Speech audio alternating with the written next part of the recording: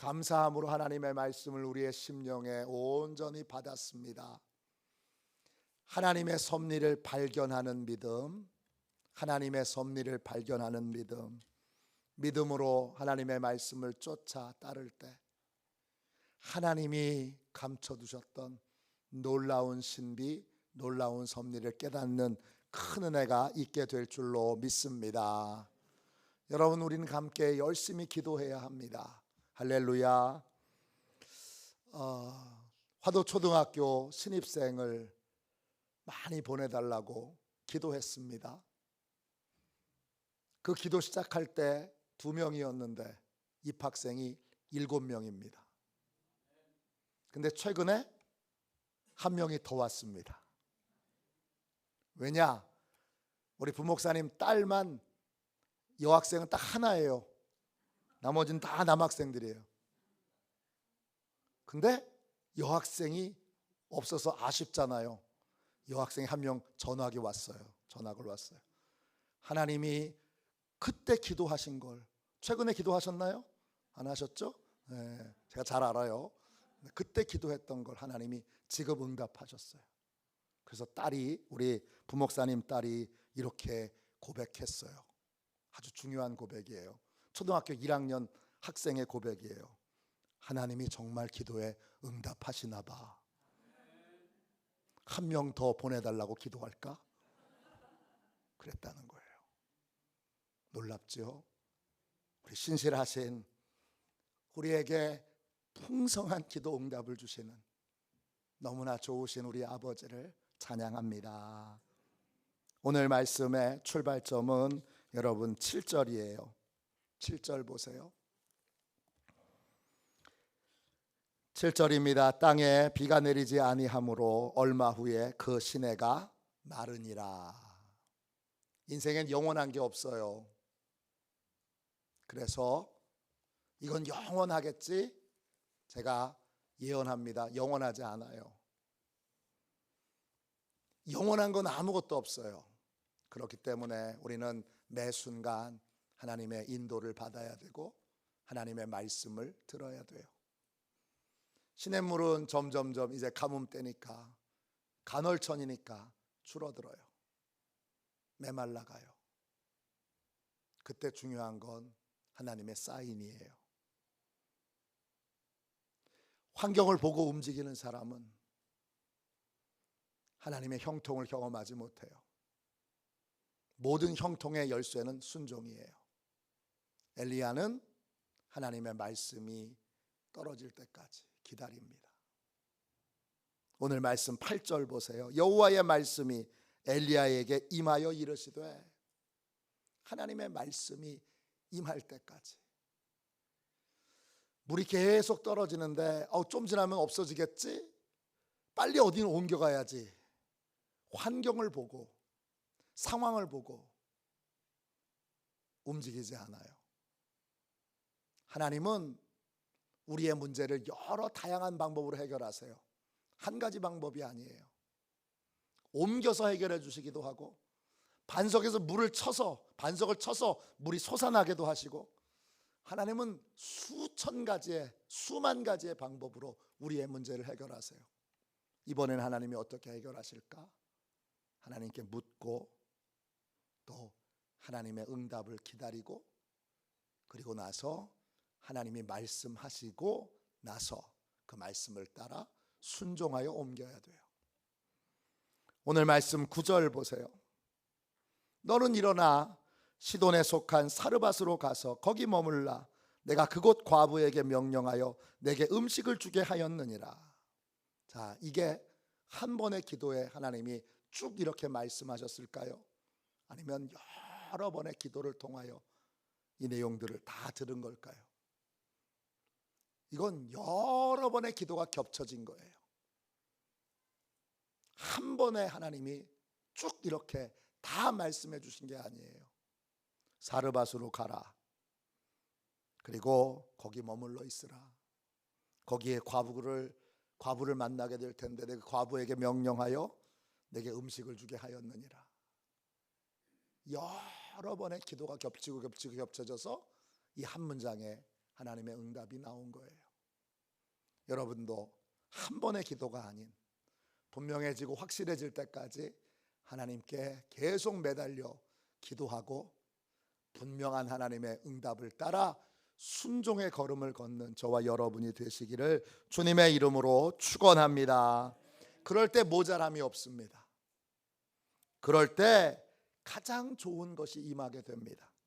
예수님도 전도 여행을 떠나는 제자들에게 이상한 말씀을 하세요. 상식에 맞지 않는 말씀을 하세요. 누가복음 9장 3절 4절입니다. 잘 아시는 말씀이죠. 여행을 위하여 아무것도 가지지 말라. 지팡이나 배낭이나 양식이나 돈이나 두벌옷을 가지지 말라. 어느 집에 들어가든지 거기서 머물다가 거기서 떠나라 그러셨어요. 전도 여행을 가야 되는데 아무것도 준비하지 말고 그냥 가. 불안해서 가겠습니까? 돈도 배낭도 여벌의 옷도 신발도 심지어는 지팡이도 가져가지 말아라 그럽니다. 지팡이도 가져가지 말라 그럽니다. 왜 그럽니까? 그 말씀을 들을 때는 모릅니다. 굶어 죽으라는 얘기인가? 추워 죽으라는 얘기인가? 얼어 죽으라는 얘기인가? 이게 무슨 얘기지?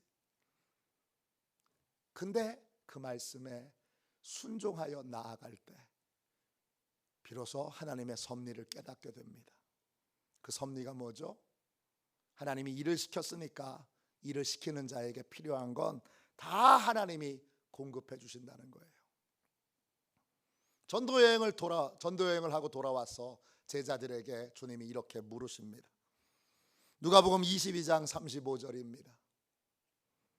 내가 너희를 전대와 배낭과 신발도 없이 보내었을 때에 부족한 것이 있더냐?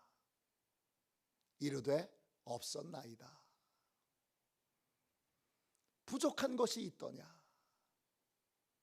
순종의 걸음을 걷고 그때 그 순종할 때는 그 의미를 다 이해하지 못했어요. 이게 뭐지? 왜 그러는 거지? 나한테 손해보라는 건가? 나보고 그냥 희생하라는 건가? 그렇게만 생각이 들어서 이게 뭐지? 그랬는데 갔다 돌아와서 순종의 걸음을 걷고 나서 그 말씀하신 섭리를 깨닫게 되는 겁니다. 주님이 말씀하세요. 부족한 것이 있더냐? 부족하다 이 말이 휴스테레오예요. 죄송합니다. 늦게 온다, 부족하다, 열등하다 이런 뜻이에요. 이 질문을 이렇게 바꿀 수 있죠. 필요한 것 중에 늦게 온 게 있더냐? 없었습니다. 단 한 번도 늦게 도착한 것이 없었습니다. 필요했던 것 중에 부족한 게 있었더냐? 없었습니다. 늘 넉넉하게 공급받았습니다. 공급된 것 중에 질이 떨어지는 것이 있었더냐? 없었습니다. 늘 최고 좋은 것으로 공급받았습니다. 하나님의 응답, 그건 언제나 늦는 법이 없습니다. 하나님의 응답을 따라가면 언제나 넉넉하게 충만하게 준비되어 있고 예비되어 있는 곳으로 하나님이 인도해 가십니다. 하나님의 응답은 항상 가장 좋은 것으로 응답됩니다. 그러므로 항상 주님의 사인이 있을 때 그 사인에 순종하여 주님의 인도함을 따라가는 저와 여러분이 되시기를 주님의 이름으로 축원합니다. 시편 34편 10절입니다. 젊은 사자는 궁핍하여 줄일지라도 여호와를 찾는 자는 모든 좋은 것에 부족함이 없으리로다. 오늘 읽은 말씀에도 이제 시냇물이 말랐어요. 어떻게 해야 될까? 스스로 궁리하지 않고 스스로 찾지 않고 하나님의 말씀이 임할 때까지 기다렸고 그 말씀을 반복해서 들음으로 완벽한 하나님의 뜻을 알게 돼서 그 뜻에 따라 움직이게 됩니다. 하나님이 이렇게 응답해 주셨죠. 8절 9절 다시 보세요. 여호와의 말씀이 엘리야에게 임하여 이르시되 너는 일어나 시돈에 속한 사르밧으로 가서 거기 머물라. 내가 그곳 과부에게 명령하여 내게 음식을 주게 하였느니라. 사르밧, 기가 막힌 곳이죠. 어디입니까? 엘리야는 지금 숨어 지내야 합니다. 왜냐? 아합에게 미움을 받았기 때문입니다. 아합과 이세벨이 군사를 보내서 사방으로 엘리야를 찾아라, 엘리야를 잡아라, 그렇게 찾아다니고 있습니다. 엘리야에게 큰 현상금이 걸려 있습니다. 숨어 지내야 되는데 하나님이 기가 막히게 숨을 곳을 알려주십니다. 그것이 어디입니까? 사르밧입니다. 사르밧은 시돈에 속해 있는데 그 시돈은 바로 이세벨의 고향입니다. 이세벨은 자기 고향에 엘리야가 숨어 있을 거라고는 상상도 하지 못할 겁니다. 그런데 문제는 엘리야는 사르밧에 가본 적이 없습니다. 아는 사람도 없습니다. 거기서 숨어 지내려 하면 숨겨주는 사람이 있어야 되고 또 음식을 공급해 주는 사람이 있어야 됩니다. 근데 아는 사람이 아무도 없는데 하나님이 준비 끝났어, 가. 그래서 순종하여 갑니다. 하나님이 한 과부를 통하여 머무를 곳, 먹을 것 다 공급해 주신다고 약속하셨습니다. 엘리야는 과부가 어떤 형편에 있는 사람인지, 누군지, 뭐 하는 사람인지 모르고 그냥 사르밧으로 갑니다. 오직 하나님의 약속만을 믿고 가게 됩니다. 여러분 10절 11절 보세요. 10절 11절입니다. 그가 일어나 사르밧으로 가서 성문에 이를 때에 한 과부가 그곳에서 나뭇가지를 줍는지라. 이에 불러 이르되 청하건대 그릇에 물을 조금 가져다가 내가 마시게 하라. 그가 가지러 갈 때에 엘리야가 그를 불러 이르되 청하건대 내 손에 떡 한 조각을 내게로 가져오라. 사르밧 성문에 들어가자마자 과부를 만납니다. 이 과부가 하나님이 말씀하신 그 과부인지 아닌지를 확인해야 되잖아요. 그러니까 물 한 잔만 달라고 부탁합니다. 그리고 물을 뜨러 과부가 가는 중에 다시 과부를 불러 세워서 말합니다. 떡 한 조각만, 물과 함께 떡 한 조각만 내게로 가져와 주십시오. 그러면 이렇게 말하면 하나님이 예비하신 과부면 어떻게 해야 돼요? 아유, 준비하고 기다리고 있었습니다. 어서 오십시오. 하나님이 말씀하신 선지자님이시죠? 그래야 되는데 이 과부의 반응이 전혀 다릅니다. 과부는 하나님이 약속하신 것과 전혀 다르게 반응합니다.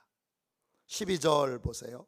그가 이르되 당신의 하나님 여호와께서 살아계심을 두고 맹세하노니 나는 떡이 없고 다만 통에 가죽 한 움큼과 병에 기름 조금뿐이라.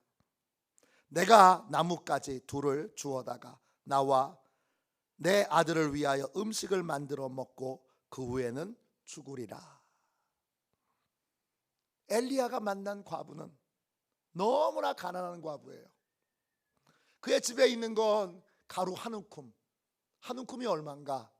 제가 원어 성경으로 꼼꼼히 다시 확인했어요. 한 움큼은 얼마냐 하면 이 손 한 뼘에 담아낼 수 있는 그러한 가루의 양이에요. 요만큼이 한 움큼이에요. 요만큼 있는 거예요. 성경에 원어를 뭐라고 나오냐면 손 한 뼘 안에 들어갈 만한 양이라고 말하고 있어요. 요만큼이에요. 이게 한 움큼이에요. 요만큼밖에 없어요. 그리고 기름도 바닥에 찰랑찰랑해요. 이제 가뭄의 때니까 곡식을 더 이상 거둘 수도 없는, 씨앗을 뿌릴 수도 또 수확을 할 수도 없는 상황이니까 이젠 요거 먹고, 요게 최고의 양식이니까 요거 먹고 죽으려고 그래요. 그래서 요 조금을 가지고 와서 떡을 만들어 먹으려고 그래요. 떡은 어떤 걸까? 제가 원어 성경으로 꼼꼼히 살펴보니까 떡은 빈대떡 같은 거예요. 기름에다 기름을 쫙 두르고 가루 반죽을 해가지고 둥근 원형으로 이렇게 만든 그러한 빈대떡, 부침개, 팬케이크 뭐 이런 거 같은 거예요. 그런 걸 만들어서 이제 먹고 죽으려고 한다는 거예요. 하나님이 거짓말하신 건가요? 하나님이 실수하신 건가요? 그게 아니라면 하나님의 응답이 틀린 건가요? 하나님이 실수하지 않으시는데 어떻게 이렇게 가난해도 정말 너무나 가난한 그러한 과부에게로 엘리야를 인도하셨을까요? 이때 중요한 건 환경을 보지 않고 상황을 보지 않고 하나님의 약속을 붙드는 겁니다. 엘리야는 이런 상황에서도 하나님은 실수하지 않으신다는 걸 굳게 믿고, 그리고 그 믿음으로 이 상황을 봅니다. 에이, 하나님 약속하신 거랑 다르잖아. 하나님 약속한 거랑 틀리네요. 하나님 거짓말하신 거예요? 그게 아니라 하나님은 거짓말하실 분이 아니기에 분명히 하나님은 이 과부를 통하여 먹을 것을 공급하신다.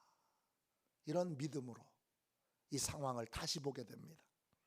다시 보니까 예상과 다른 이 상황이 새로운 관점으로 이해가 됩니다. 하나님의 더 깊으신 뜻을 깨닫게 된 겁니다. 뭐지요? 하나님은 자신만 살리려고 사르밧으로 보낸 것이 아니라 자신과 과부와 과부의 아들을 살리기 위해서 이 사르밧으로 보내신 거예요. 그래서 엘리야가 과부에게 이렇게 말합니다. 13절 14절 보세요. 엘리야가 그에게 이르되 두려워하지 말고 가서 내 말대로 하려니와 먼저 그것으로 나를 위하여 작은 떡 한 개를 만들어 내게로 가져오고 그 후에 너와 내 아들을 위하여 만들라. 이스라엘의 하나님 여호와의 말씀이 나 여호와가 비를 지면에 내리는 날까지 그 통의 가루가 떨어지지 아니하고 그 병의 기름이 없어지지 아니하리라 하셨느니라. 하나님은 이 가뭄의 때에 엘리야만 살리려고 하시지 않고 과부와 과부의 아들을 살리기 위해 엘리야를 사르밧으로 보내셨습니다. 그때 엘리야가 믿음으로 사르밧에 간 것처럼 과부도 믿음으로 정말 먹을 게 아무것도 없는 이 상황에서 믿음으로 심어야 합니다. 믿음과 믿음이 만날 때에만 기적이 있습니다. 하나님은 과부가 너무 불쌍하니까 그냥 도와줘야지 그러지 않으시고 너 먼저 심어, 믿음으로 심어, 그러면 내가 책임져 줄게. 그러면서 정말 요만큼밖에 없는 이 가루를 가지고서 먼저 선지자를 위하여 떡을 만들도록 요구하십니다. 이 요구에 과부는 믿음으로 순종해야 합니다. 믿음으로 순종할 때, 믿음과 믿음이 만날 때 거기에 기적이 임하게 되는 겁니다. 가난해도 믿음으로 심어야 합니다. 가난해도 헌금 드려야 됩니다. 가난해도 11조 내야 됩니다. 가난하니까 봐주겠지. 아니요, 가난해도 내야 됩니다. 심어야 됩니다. 그럴 때 하나님의 풍성한 은혜의 역사가 있습니다. 믿음과 믿음이 만나야 하고 믿음으로 반응하여 믿음으로 행해야, 그래야 하나님의 풍성한 은혜의 공급하심이 있습니다. 엘리야가 믿음으로 과부를 찾아가고 그 실망스러운 상황에서 믿음으로 하나님 공급하신다 선포할 때 이 과부도 믿음으로 반응해야 합니다. 하나님이 준비하셨다 그랬어요. 뭘 준비한 거예요? 엘리야가 그렇게 말했을 때 과부가 믿음으로 반응할 수 있도록 하나님이 과부에게 믿음을 준비해 놓으셨어요.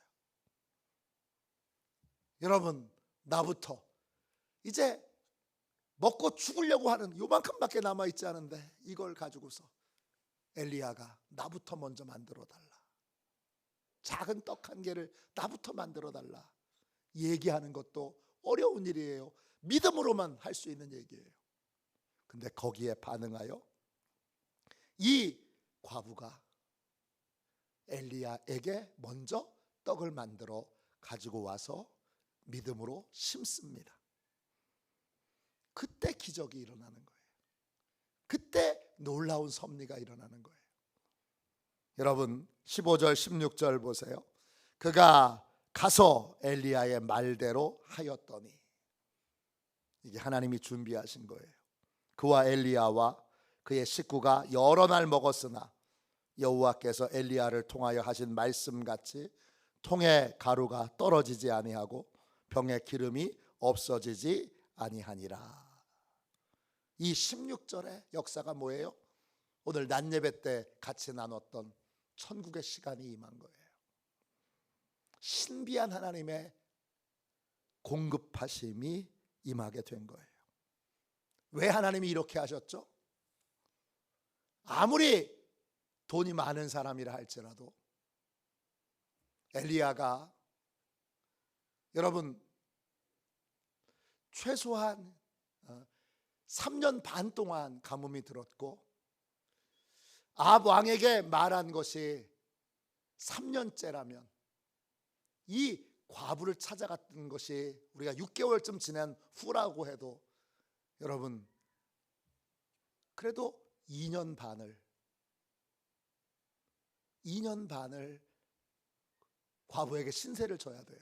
어떤 부자가 아무리 돈이 많아도 그 가뭄의 때에 2년 반 동안 엘리야를 숨겨주고 먹을 걸 공급해 주겠습니까? 설령 그런 사람이 있다 할지라도 2년 반 동안 그렇게 신세를 지면 엘리야가 얼마나 미안하고 얼마나 부끄럽겠습니까? 그런데 하나님의 놀라운 섭리는 엘리야를 통하여 그 가정의 모든 식구들에게 음식이 계속 공급되게 하심으로 과부도 엘리야가 있어야 가뭄의 때를 지날 수 있고 엘리야도 과부가 있어야 이 가뭄의 때를 지날 수 있는, 편안하게 엘리야가 그 과부의 집에서 함께 하나님께 음식을 공급받으며 편안하게 지낼 수 있도록 하신 것입니다. 놀라운 하나님의 섭리입니다. 왜 과부에게, 돈 없는 과부에게, 그렇게 너무나 가난한 과부에게 하나님이 보내셨지? 하나님은 실수가 없으십니다. 예상과 다른 상황을 만나도 우리는 믿음으로 전진하고 믿음으로 나아가야 합니다.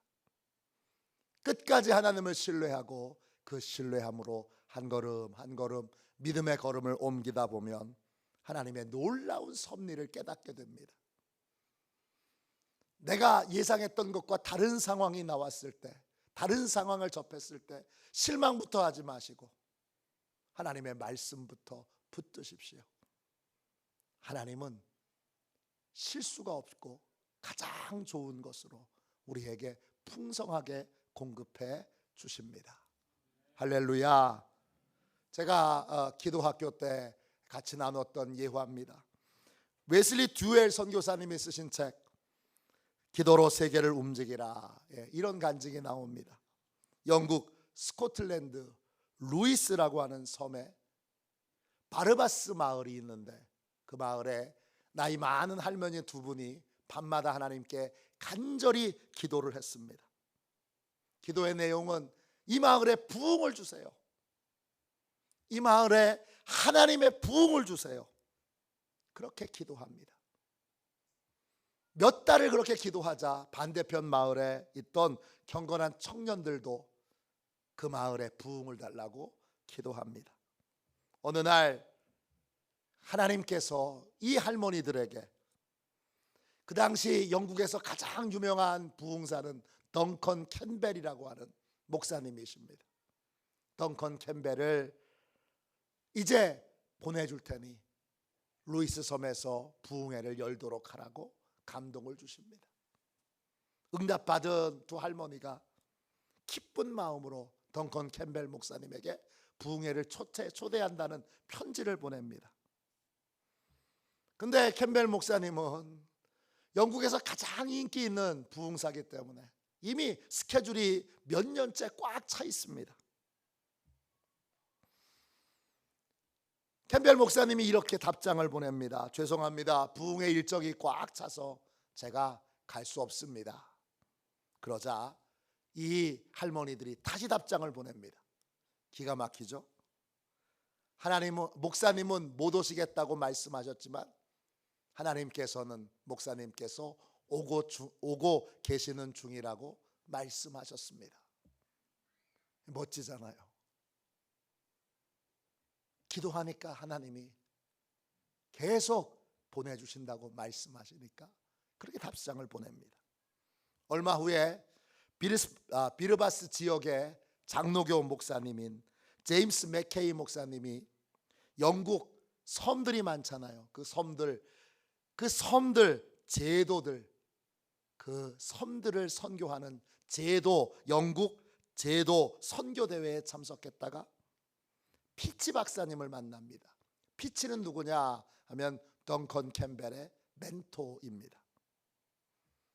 피치 박사님에게, 캠벨 목사님에게 부탁해서 우리 지역에 부흥회를 열 수 있도록 해달라고 그렇게 간청을 합니다. 피치 박사가 일정을 잘 조정해서 그래서 비르바스 지역에 부흥회를 가도록 그렇게 부탁을 합니다. 결국 하나님께서 말씀하신 대로 덩컨 캠벨 목사님이 인도하는 부흥회가 바르바스 지역에서 열립니다. 저 덩컨 캠벨 목사님 보이시죠? 양쪽에 저 할머니들 기도하는 바로 그 두 할머니들입니다. 1949년 덩컨 캠벨 목사님이 인도하는 부흥회 첫날부터 강력한 성령의 역사가 임하게 됩니다. 수많은 사람들이 죄를 깨닫고 눈물로 회개하며 자리에서 일어나질 않습니다. 이 놀라운 회개가 이웃으로 전달하여 1949년부터 1953년까지 그 지역에 교회마다 놀라운 회개의 부흥이 임하게 됩니다. 사람들은 집에 있다가 성령의 임재를 경험하며 집에서 눈물로 회개하고 하나님 앞으로 달려옵니다. 이 부흥의 기간 동안에 술집이 다 문을 닫고 집회는 낮에 시작하면 새벽 2시, 3시에 끝납니다. 그리고 기도회가 열리면 기도가 멈추질 않습니다. 섬에 있는 성도들이 교회마다 가득 몰려와 이 지역에 있는 모든 교회들이 다 사람들이 앉을 자리가 없을 정도로 그렇게 가득 찹니다. 그리고 이 마을의 모든 모임들은 다 기도회가 중심이 됩니다. 두 할머니의 간절한 기도에 하나님이 정확하게 응답하십니다. 하나님은 언제나 정확하게 응답하시고 풍성하게 넘치도록 은혜를 베풀어 주십니다. 할렐루야. 우리는 하나님의 섭리를 깨달아야 합니다. 가장 좋은 것을 주시는 하나님께서 응답하여 주실 때 움직이고, 또 움직였을 때 다시 하나님의 뜻을 확인할 때에도 믿음으로 반응하여 하나님의 감춰진 섭리들을 깨달아야 합니다. 하나님은 불가능한 상황에도 놀라운 섭리로 우리를 축복해 주십니다. 하나님의 응답에는 절대 실수가 없음을 믿고 하나님의 응답을 따라 순종함으로 놀라운 하나님의 섭리를 체험하며 누리는 저와 여러분이 되시기를 주님의 이름으로 축원합니다. 이 시간 우리 함께